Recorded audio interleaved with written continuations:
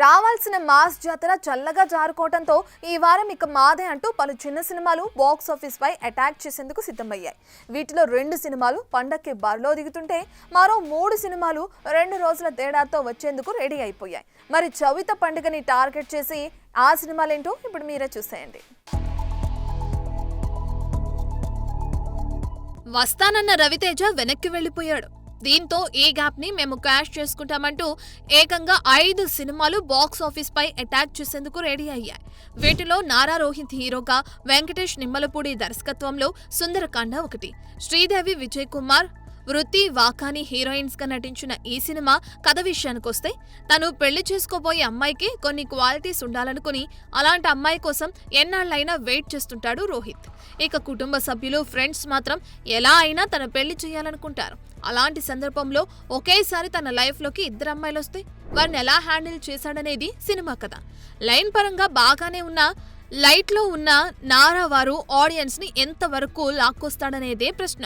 ఇక ఈ సినిమాతో పాటు పండుగ రోజే వచ్చిన మరో సినిమా కన్యాకుమారి. గీత్ సైని, శ్రీచరణ్, రాచకొండ జంటగా సృజన్ అట్టాడా దర్శక నిర్మాతగా రూపొందిస్తున్న ఈ cinema rural love story back drop లో వస్తుంది. అయితే పెద్ద పెద్ద సినిమాలకే మొహం చాటేస్తున్న ప్రేక్షకులు అంతగా ఇమేజ్ లేని ఈ నటుల్ని చూడ్డానికి థియేటర్ కి వస్తారా అంటే అనుమానమే. ఏమైనా కంటెంట్ హార్డ్ కేగా ఉండి మౌత్ టాక్ బాగుంటే తప్ప.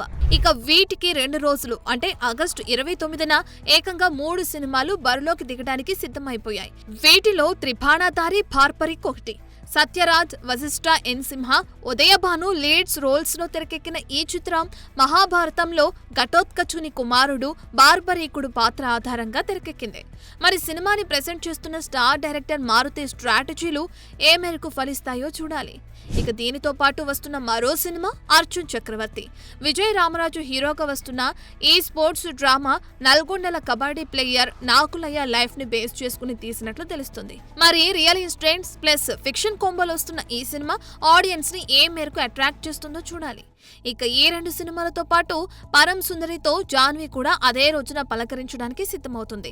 సిద్ధార్థ్ మల్హోత్రా హీరోగా వస్తున్న ఈ సినిమాలో 2 విరుద్ధ భాషలు, భావాలు, సంస్కృతులు, ఆచార వ్యవహారాలు ఉన్న ఇద్దరి మధ్య చిగురించిన ప్రేమ చివరకు ఎలా సక్సెస్ అయిందన్నదే సినిమా. మరి పండుగ సీజన్ పై టార్గెట్ చేసిన ఈ సినిమాల్లో ఏది కాసుల వర్షం పండిస్తుందో చూడాలి. For more videos like this, subscribe Big TV channel.